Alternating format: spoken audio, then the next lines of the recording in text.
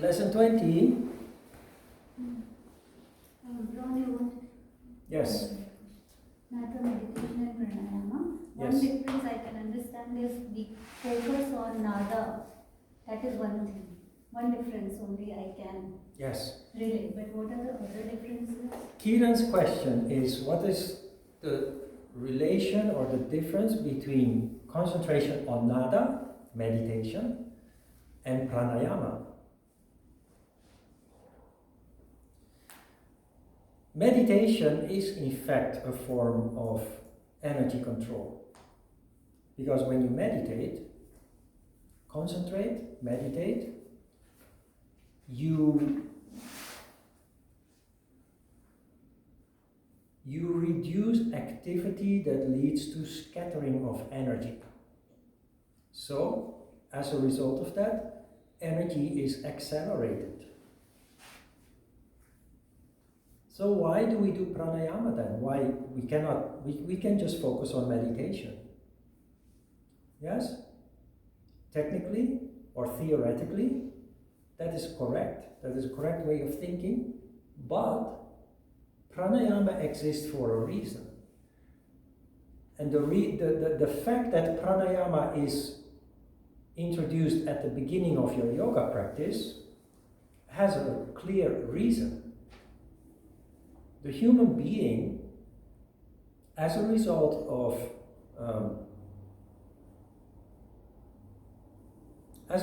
lack of conditioning, our energy channels are polluted. They are not in an optimal condition to accommodate free flow of energy. So when we meditate without pranayama, that's good. And it will lead to improvements. In the long term, it will also lead to cleansing of the nadis, the energy channels. But with pranayama, you hit the nail directly on the head. You address the issue immediately, directly. So when you just meditate, only meditate, in the long term, the energy channels will be upgraded to allow larger amounts of energy to circulate at higher speed. Pranayama, however, brings about that cleansing much faster because you directly address the pollution that we have in the energy channels.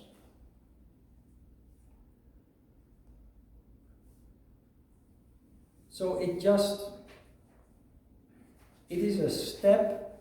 We have a framework here. Many people do not realize that we have a framework here that is very powerful if we follow it in the right order, step by step, without taking shortcuts and connecting each of the elements, because one leads to another, supports another, if we don't isolate them from the framework.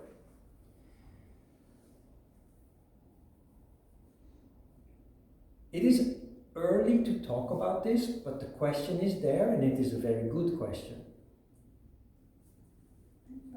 Pranayama is a reconditioning of the energy channels that will condition the energy channels to allow them larger amounts of energy circulating at a higher speed.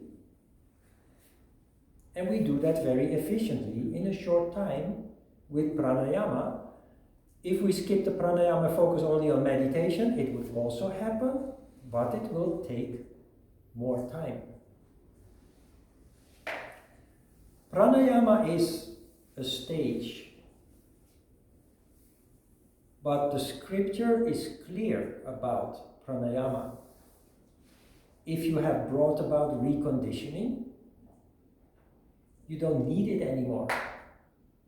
What happens is what is called kevala kumbhaka. Kevala kumbhaka means spontaneous pranayama. So you practice pranayama, you go through the exercises, there are 8 of them after Nadi Sodhana. You keep increasing the count, and at some point your body is reconditioned to such a level that the pranayama has no function anymore. And that is when Kevala Kumbhaka occurs. Spontaneous pranayama means that your body is tuned to such a high level of sensitivity that when there is a change in condition, your body will quickly adapt and add or reduce the amount of energy that causes imbalance. So you are, as a result of regular yoga practice in the long term, you become relatively sattvic, 24 hours a day. So you practice yoga regularly. In the beginning, when you practice yoga, you are sattvic when you practice, and some time after your practice, but you notice that it fades away. When you wake up tomorrow morning, there is less sattva, so you practice again to bring it back, to consolidate it. If you keep practicing yoga throughout the years to come, you become yoga. Yoga becomes you, which means you bring about a new condition that does not just disappear because you didn't practice yoga for a day. In the beginning that does happen because it is kind of a balance of scales.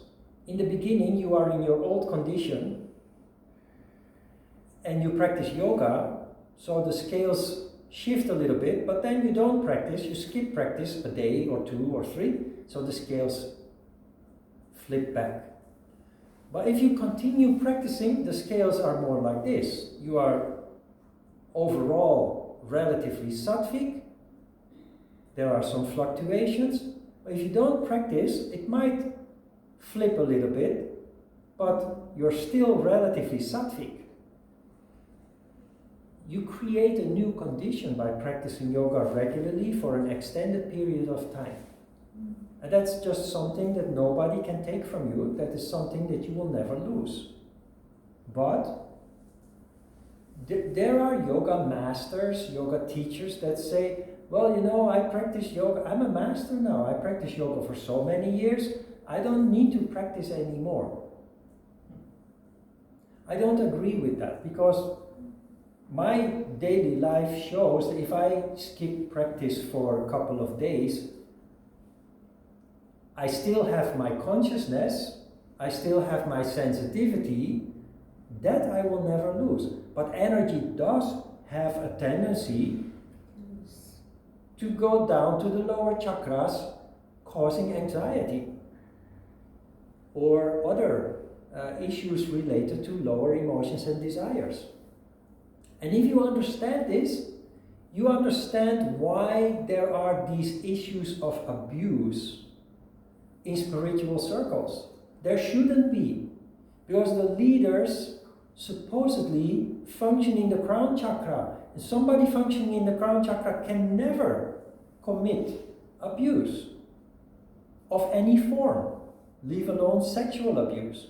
But it happens, it's very prevalent in spiritual circles all over the world, whether established or informal. It happens in the church, it happens in temples, it happens in sects, communities, spiritual communities. But a leader who maintains their condition, their energy in the crown chakra, would never ever be able to commit abuse simply because you function from your heart. And based on the functioning from your heart, you always want what's best for other people. And you can never do anything that harms that. So spiritual leaders who have practiced for years and then stop practicing, their energy just drops down. And since they have reached a position of authority, the abuse of the authority starts. Not necessarily, but there are many examples that it does. And that is why you can never say, I'm a master, I practiced 20 years or 30 years or 40 years, so I don't need that anymore. My condition has changed. Yeah, your condition has changed, but you have to maintain it.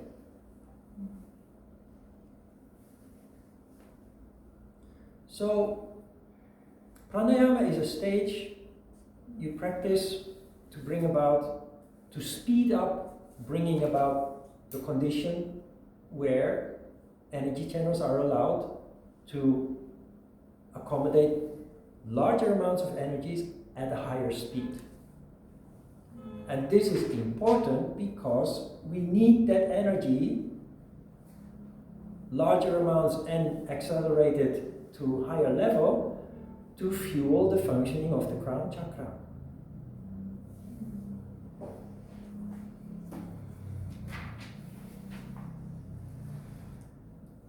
Kevala Kumbhaka, after years of practicing pranayama, changing your condition, you sit down on your cushion, you close your eyes, and you're in meditation, and all the buttons are pushed, all the pieces fall into place to bring your condition to sattva. In the beginning, you have to work hard for it. It becomes natural. That is what true unity or unification means. When people who know a little bit about yoga, when you ask them what does yoga mean, they will often say unity or unification. Oh, what does that mean? It means you become yoga, yoga becomes you. Yoga is not putting on a yoga shirt and saying I'm a yoga teacher.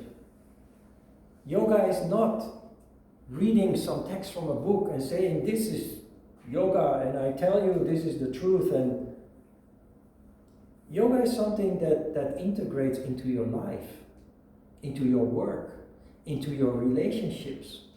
Yoga, the word yoga itself I don't even like because it is superficial. Unless you understand what it means, what's behind it. Yoga becomes you, you become yoga. I'm not a yoga teacher, I'm Ron. But my quality has changed, my energy has changed, in my daily life, I'm the same as I am here. I'm not pretending anything. Neither here nor in my daily life. I am who I'm just myself, which I started out doing before I discovered yoga. The solution to my problems when I was a teenager was, the answer to that was just be yourself. And that's what I put into practice also as a teacher. So I'm not pretending to be a vegetarian. I was for many years, but not anymore because I got sick because of lack of nutrients. So I'm selective, I'm conscious that I eat animals. I love animals, I love every living being. But until they start producing meat in labs, I'm waiting for them to actually do that, so that I don't have to be complicit in killing animals anymore. My dogs eat meat too. They don't eat fruit and vegetables and I have to cut a piece of meat to make broth for them, and I kind of really don't like doing that, but it's the reality. Dogs are meat eaters and I have dogs, so I just can't avoid it. But I'm conscious of it, I don't like it, and I hope that there will be a solution that can help me to reduce that impact that I have on animals dying for my food and for my dog's food. I'm not pretending anything, I'm just me. I don't even want to have a title of teacher or master or guru. It's nice if you call me that, but I'm not interested in that. And I will never even insist on that. because I'm just me and we are friends here sharing a wonderful science of which I happen to know a little bit more than you do. You could maybe share something about computers or cooking or, anything that you are good at. And I think that is the essence of yoga, that you just be who you are.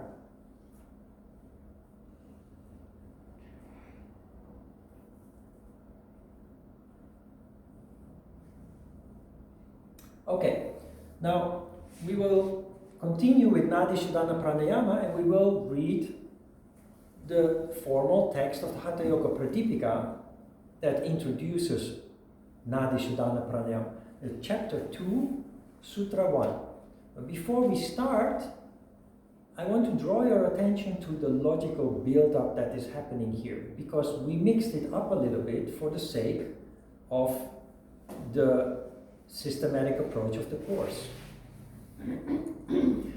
We haven't even read chapter 1 yet, but chapter 1 is about the history of yoga, asana, and how to make yoga work for you, how to create the circumstances in which your practice is successful, effective, to bring about transformation.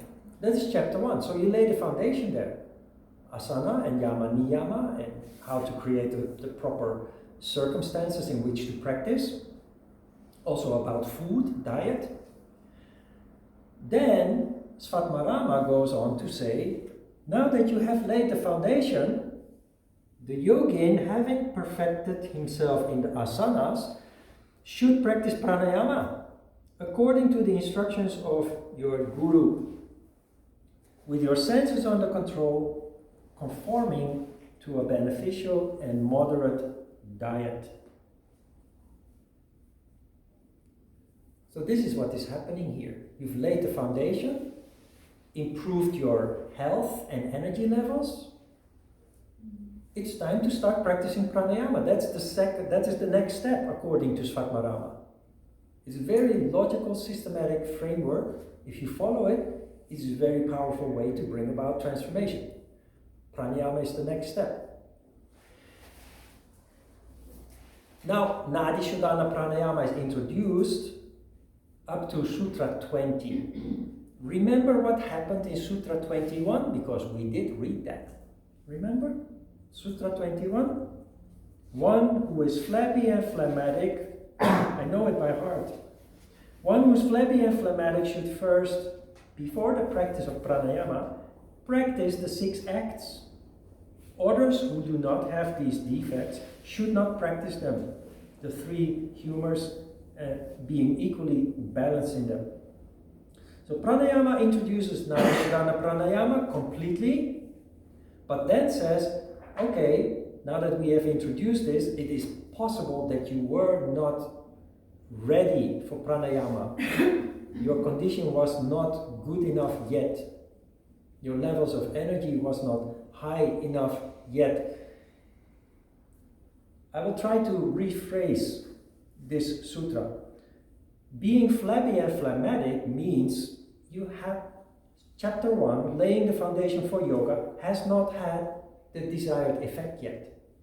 You're still a little bit tamas. You're still not in a good condition physically and also energetically. If that is the case, here are 6 exercises that you should go through in preparation before you continue with pranayama. If you are not flabby and phlegmatic, if you're not tamas, then you don't have to practice those kriya exercises because you're already sattvic. I rephrase it in my own words so that you can see the logic here. I told you also at the introduction of the kriya exercises when we read this sutra, this is a course that is very systematic. Even if your condition is good and you don't need kriya exercises to prepare for pranayama, we are going to do them anyway because you are properly initiated into yoga here. And kriya has to be understood by a properly initiated person. So you know how it works. And so you can see the logic between chapter 1 and then the following introduction of pranayama. And Svatmarama then saying, okay, we introduced pranayama, but wait a minute. If your condition is not good yet, pranayama will not work. So let's have a look at how we can improve that by going through these Kriya exercises. Okay, so we continue with chapter 1, chapter 2, Sutra 1. What is important, and you see this with every new exercise, is that Svatmarama says that you must do this in accordance with the instructions of a guru. This is hidden language, as almost every sutra is using symbolical and hidden language. You know, I can sit here and say I am a guru. Anybody can say I am a guru. But that's not what he means. Not any guru. He means you need to be initiated by somebody who knows what this is really about. Not somebody who's going to tell you pranayama is breathing control. Because apparently that is, or clearly that is not somebody who has been initiated into the secrets of yoga. So, I'm sorry to say, but there are many fake gurus. Like there are many fake of anything. There are many fake computer specialists, there are many fake bakers, there are many fake, what have you, child carers. And so there are many fake teachers and there are many fake gurus. The guru that he wants you to be initiated by is somebody who actually knows what this really is about. And you see this with every sutra, and you see this in combination with his warning that this should be kept secret. Every introduction of a new technique, he says this should be kept secret for one reason or another. So it's all connected. It also explains why there is so much fake yoga everywhere. Most studios, basically. And I'm not saying it I know that if I use the word fake, it sounds negative. It's not. Exercise is good for anybody. But Svatmarama will say towards the end of chapter 1, which we will start reading the week after next week, Svatmarama, concluding chapter 1, says that yoga is effective when properly practiced, but ineffective when injudiciously revealed. Injudiciously revealed is what people do who actually do not deeply understand yoga, who understand the secrets of yoga, who say, after a 5-week course, I'm a yoga teacher, I'm going to teach you yoga.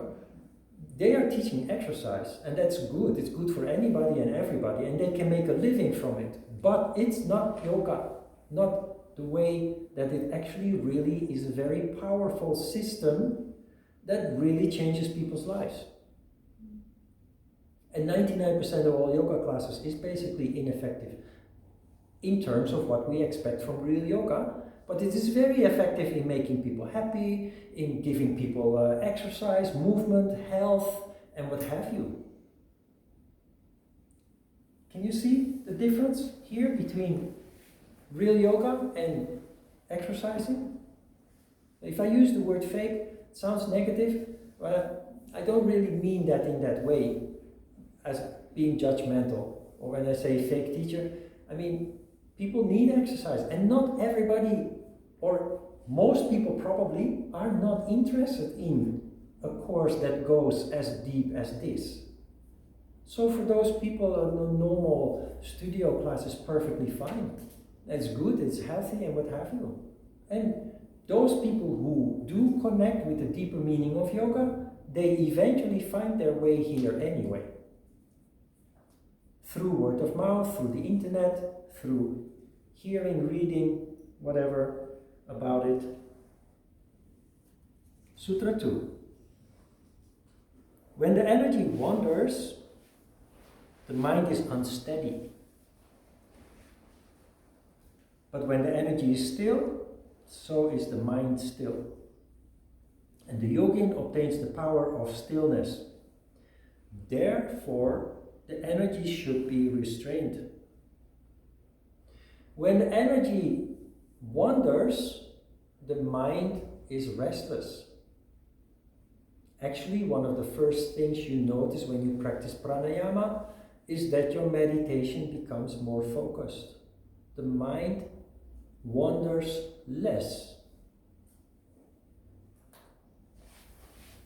It also works the other way around. So, if you practice pranayama, increasing the amount of energy but also accelerating the speed of it, the mind becomes more focused, less scattered.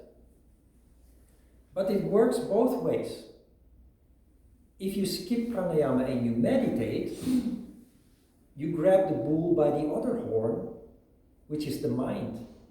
By sheer mind control, you reduce the amount of energy scattered. Can you see the logic I'm trying to picture here? You calm the mind by mind control, concentration meditation, energy is less scattered. You practice pranayama to prevent scattering of energy, and the mind becomes calmer. So it works both ways. But pranayama reinforces concentration meditation. So that should be the logical order. That is why you first asana to take care of the body, then pranayama to take care of the mind, or to take care of energy circulation, and then when the conditions are created for the mind to function at its optimal focus, optimal strength, you then meditate.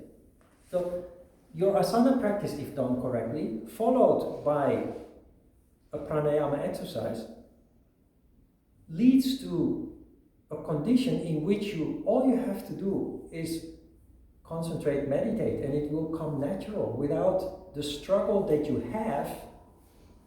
If, for example, you come home from work, you throw your bags in the corner, you sit on your cushion, and you close your eyes and you start meditating on nada. Your mind is all over the place. And when your mind is all over the place, all your energy is scattered. But if you throw your back into a corner and you quietly practice asana first, it doesn't have to be long. 15 minutes or...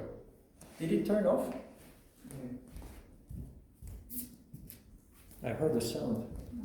15 minutes or 20 or 30 minutes, just you calmly practice asana quietly in silence. You add to that a pranayama exercise and then you meditate. Your meditation is totally different. So that is why the step-by-step, the systematic approach is important, because it is super effective if you stick to that. So, Sutra 3, life is said to exist only so long as there is energy in the body. Its departure is death. So one should restrain the energy. Now this is one of those controversial sutras that people interpret as meaning, if you can control energy, you can live forever, you will not die. But that's not what this means. Life here means vitality, not organic life of my physical body, my cells. It's about vitality.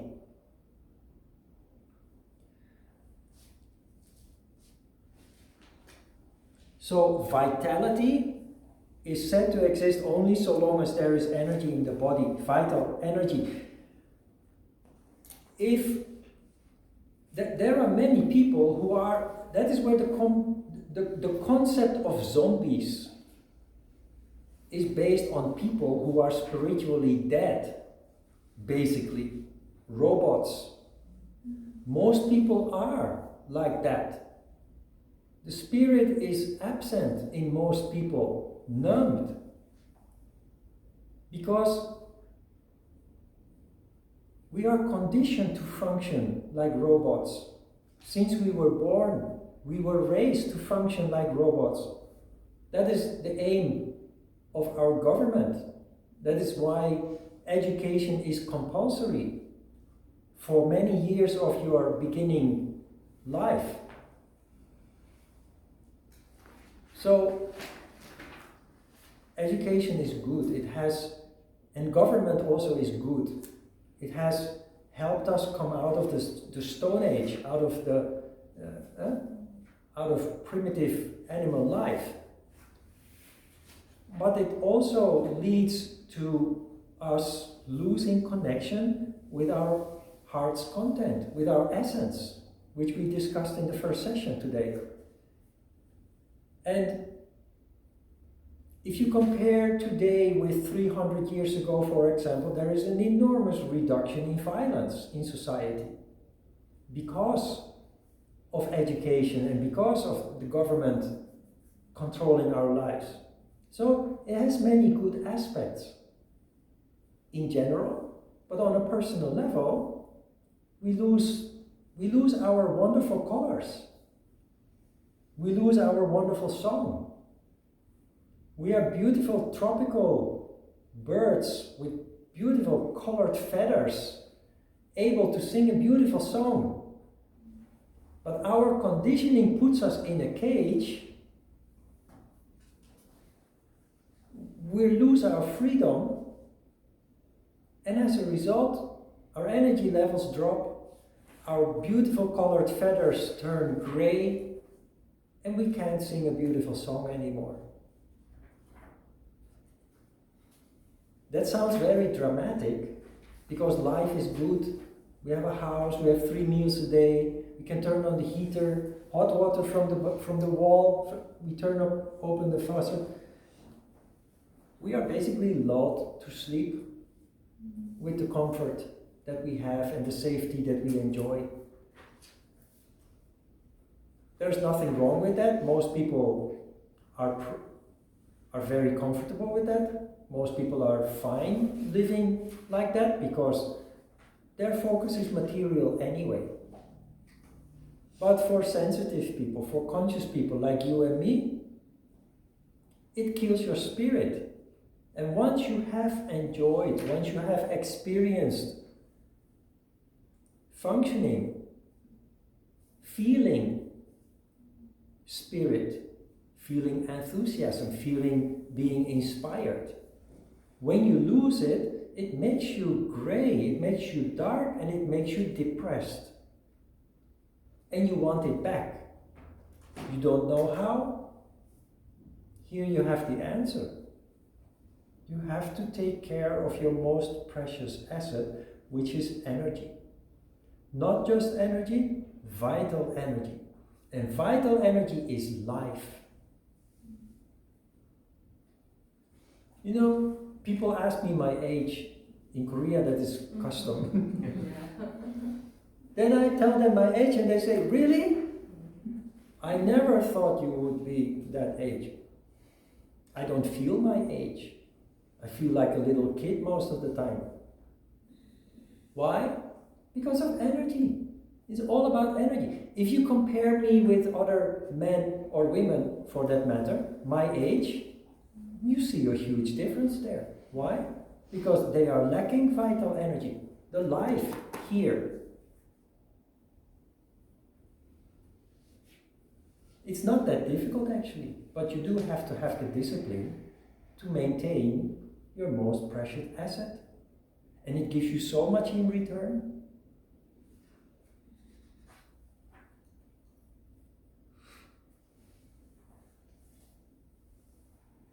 So when there is talk of life and death, it is usually not about physical life and death. It's really about the difference between vital energy and energy that is basically,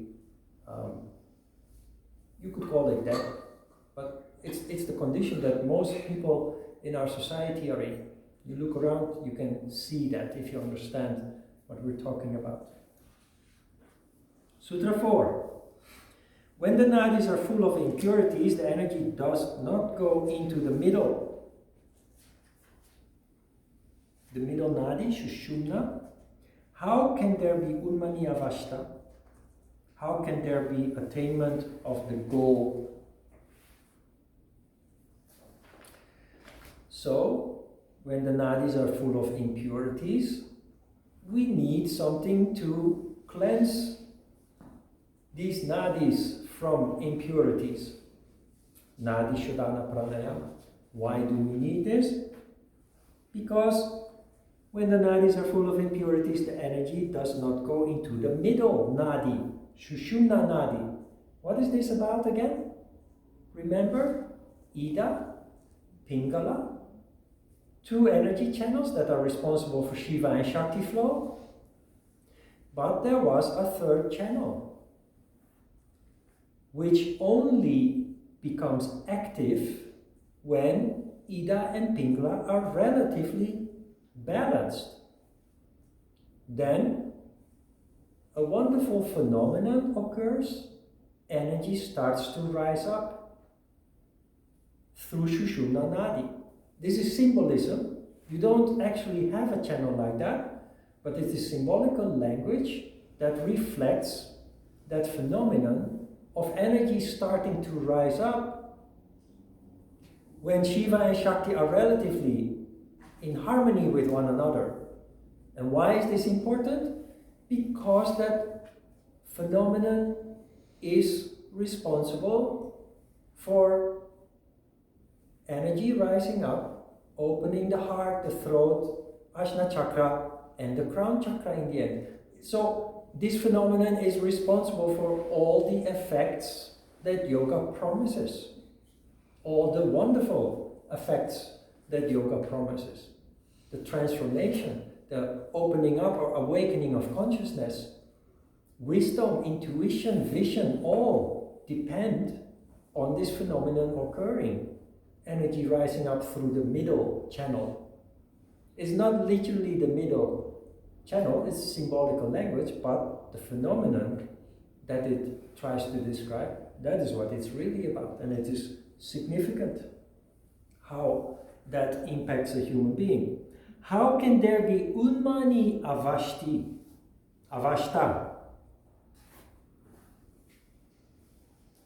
You don't understand what this means because you've never learned about Unmani Avashta.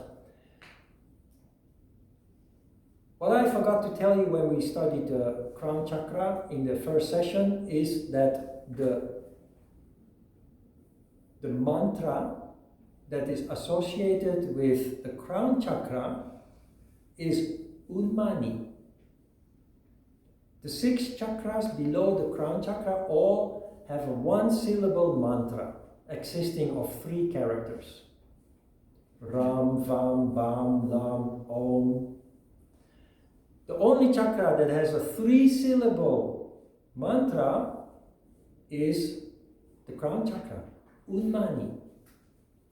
So now Unmani Avashta, the condition of Unmani, how can there be Unmani Avashta? How can there be life in the crown chakra? How can there be manifestation of all those wonderful characteristics that are embedded in the crown chakra without energy rising up, without pranayama, without yoga? And the final rhetorical question he asks is, how can there be attainment of the goal? The goal? What goal? Going back to paradise, the condition in which we function from the crown chakra. That is the goal. To completely restore the self with a capital S, connect with the heart, with our essence, Dharma. They call that reaching enlightenment and what have you, liberation, but in practical terms, that is the things that we talked about also in the first session. Sutra 5. Only when all the nadis, which are full of impurities, become purified, then only does the yogin become expert in the control of energy. There's not so much to add to that, because it is kind of repeating what we have discussed. And he does that to emphasize, to bring home the message of how important and how effective this is. Sutra 6. So control of energy should be done daily with the mind in which the sattvika element prevails till the Sushumna Nadi is free from impurities. The mind being in which the sattvika element prevails means that this is a meditation exercise. It's not something that you do while washing the dishes or vacuum cleaning or driving, for that matter. You have to be focusing on what you're doing so that it has full impact. It has full impact on you as a practitioner. Sutra 7. The yogin, assuming the Padmasana, should draw in the energy through the moon, and having retained it as long as possible, should then release it through the sun.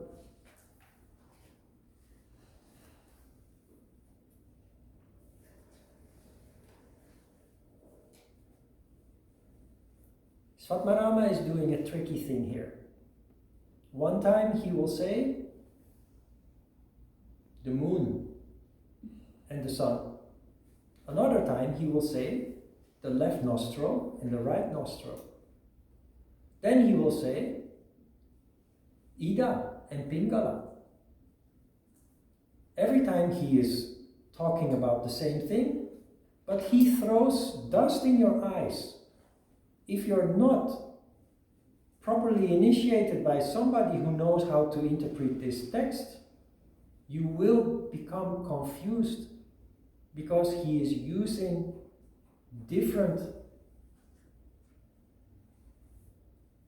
he uses different words each time for the same concept. You will see.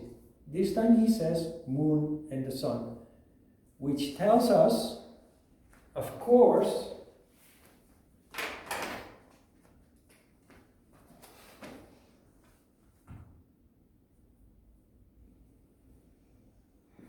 that is the exercise that we did in the session before.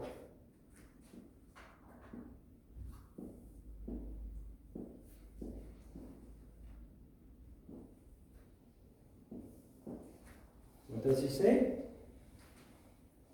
You let energy in through the moon, and you let energy out through the sun. That's what we did in the first session today.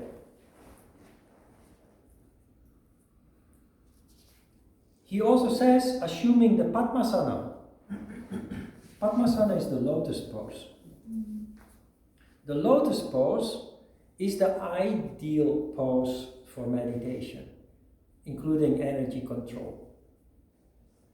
Because sitting like this does something with your energy household.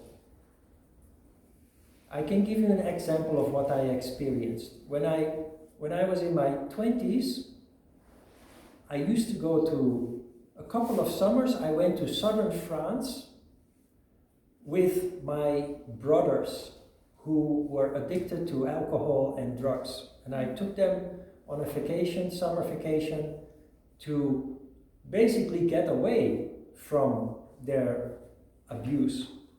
We would go to a camping in southern France, to a beach camping, and spend a month there.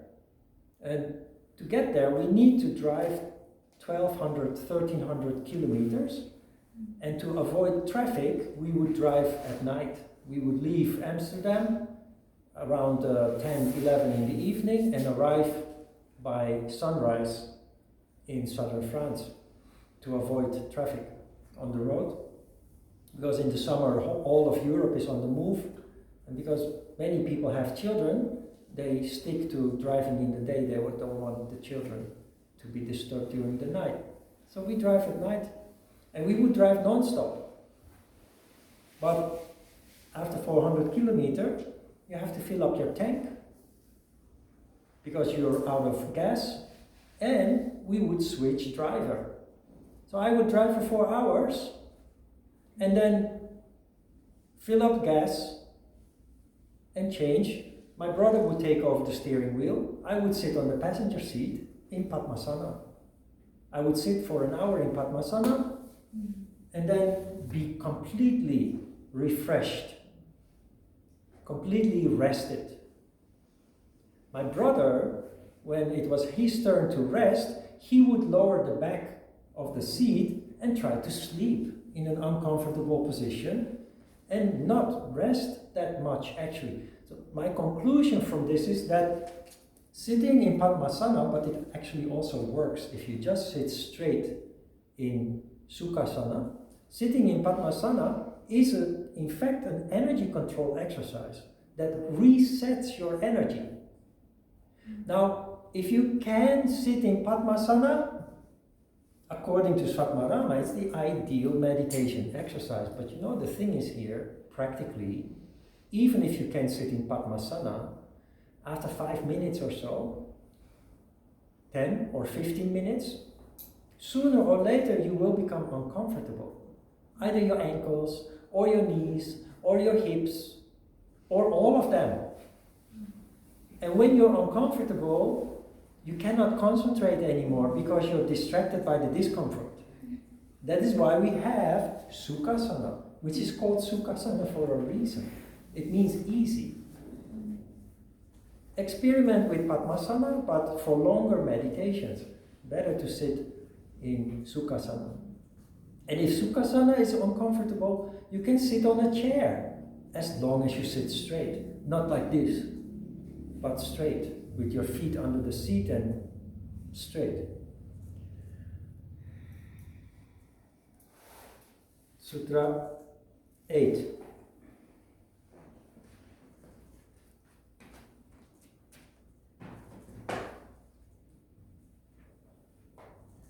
What we have done, Sutra 7, you now forget. We did that only once and we will not do it again.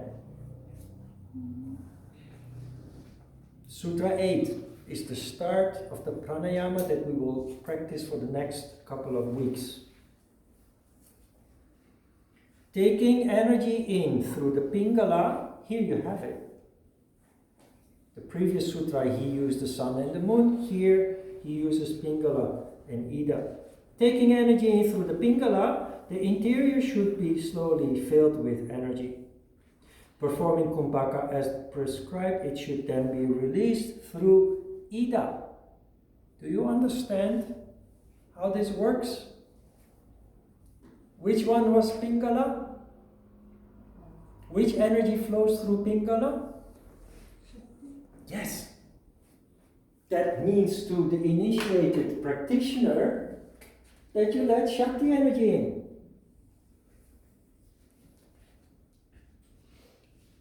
And then you let energy out through Ida. Ida is the channel through which Shiva energy flows. See? It causes confusion so that you have no access to this unless you are properly taught how to do this. This is the first of 2 cycles. Nadi Sodhana Pranayama for the next couple of weeks exists out of 2 cycles. Shakti in, kumbhaka.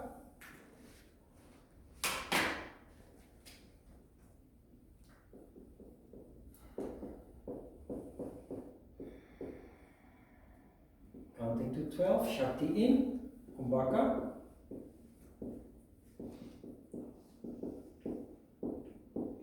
Counting to 48, Shiva out, 24, and a final kumbhaka. Counting to 48. You're familiar with the concept, the counting, the kumbhaka? Easy. Child can do it. Sutra 9. Energy should be drawn in by the same entrance through which release was made. Then, having retained the energy to the utmost, it should be released by the other, slowly and never fast. Can you still follow this? Svatmarama really does his best to confuse you. Read the text again and tell me what the second cycle is, because it contains the second cycle. Sutra 9. Energy should be drawn in by the same entrance through which release was made. Then, having retained the energy to the utmost, it should be released by the other, slowly and never fast.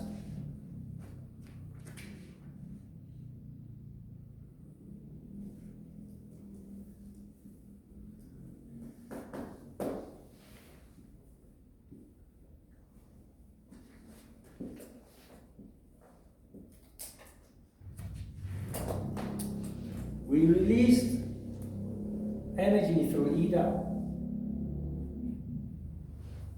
He instructs us to take energy in through the channel through which we released energy in the first cycle. Correct? Can you follow that based on the text? And then, having retained the energy to the utmost, it should be released by the other. That can only be Pingala, because there are only two.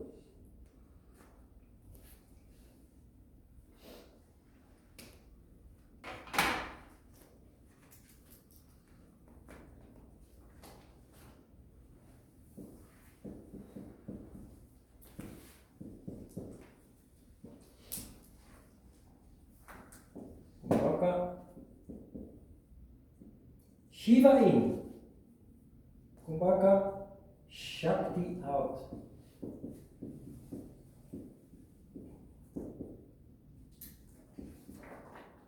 Kumbhaka.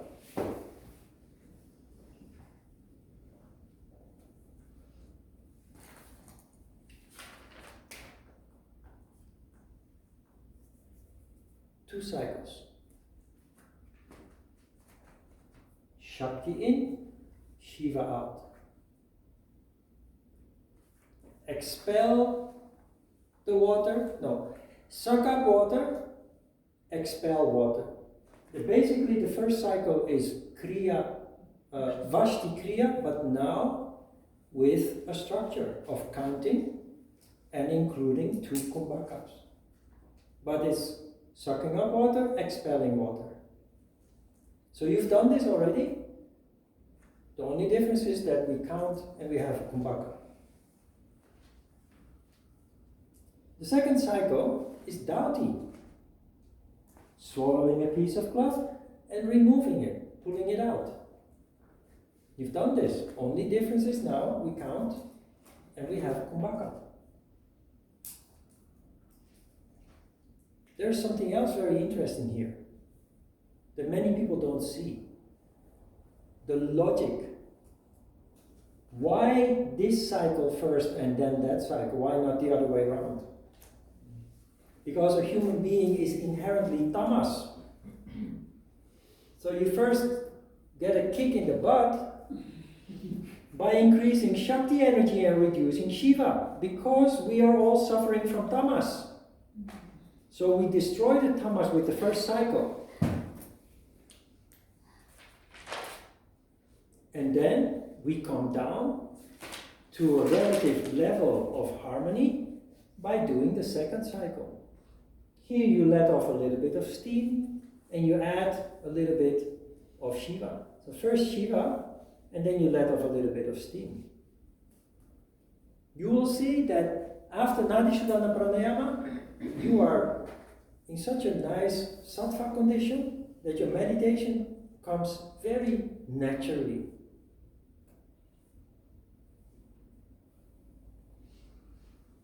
Maybe not the first time, because you will be distracted.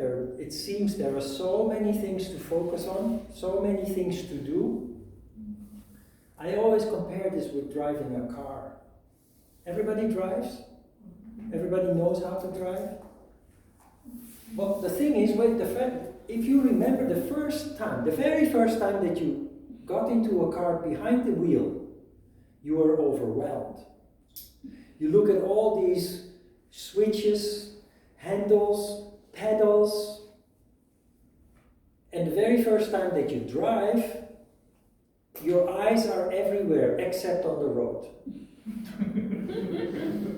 Because you don't trust your feet, you don't trust your hand. Maybe it starts raining, so oh my God, where is the window? And now I have the indicator. There's so many things that you have to do. How do you drive now? Do you actually even know what your hands and feet are doing? You don't. Because you have, as a result of repeating the movement of driving, the action of driving, instead of a mental activity, it has now become intuitive, like a computer. Your hands and feet are moving and doing things you're not even aware of. And your eyes are on the road all the time. Not only on the road, even you know what happens on the left and the right and behind you, with the use of the mirrors. And you do that all intuitively. In the beginning, you're like, oh my God. So the very first lesson, the instructor will always take you to an empty parking lot, where there are no trees and no lampposts, so that you can't do any damage. This is exactly like that. In the beginning you are overwhelmed, like, oh my God, in, out, and on, and root lock and throat lock, and am I doing this right? And in the beginning it's like that. If you repeat a couple of times, you become familiar with it. And like with driving, it becomes natural, it becomes intuitive. You don't even know anymore exactly what you're doing, you're following your feeling. So just go through the motions like you did with your first driving class. And you repeat a couple of times. Next time we meet again, we repeat. The week after that, we will increase the count a little bit. And it will become smooth, and you'll feel more confident of what you're doing. In the beginning, that's just not possible. Just like you could not be confident of the first time that you stepped into a car. So that's what we do. 2 cycles, and like the first one we did in the first session, do not repeat. So 1 cycle, 1 time each. Then you continue, you fill the remaining time with concentration on nada.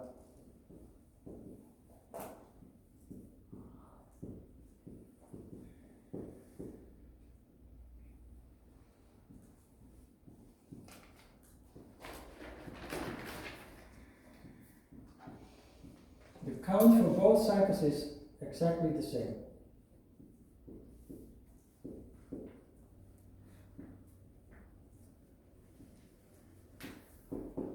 "25 minutes in total." Going through both cycles should take you between 8 and 12 minutes approximately. A little bit more is better, but less than that means you're going a little bit too fast. Questions? Yes? I have a question. This 1:4:2:4 ratio, I understand the rationale behind it, but is there anything in the scripture that indicates that, or is that something that just yogis have worked out over time? Where does that come from? It comes from Ajita, who has been mentored by several traveling yogis who have throughout 20, 30 years' time, spent lots of time with Ajita, initiating him into the secrets of yoga in the way that we presented here also. There was a yogi from Nepal, Swami Yoganand, and Dr. Hari Upajay, who has for many, many years spent time with Ajita. But they are the people working behind the scenes in Europe and America, spreading real yoga throughout. This is something that started in the early 20th century and has continued throughout the decades following. That is where the origins lie of Shivananda yoga, for example, which is now widely spread in the States. There are still these kind of yogis that quietly work behind the scenes to spread yoga. Yeah. There is a reference to the count, but we will come to that later. It is a very vague statement also. Yeah. Okay.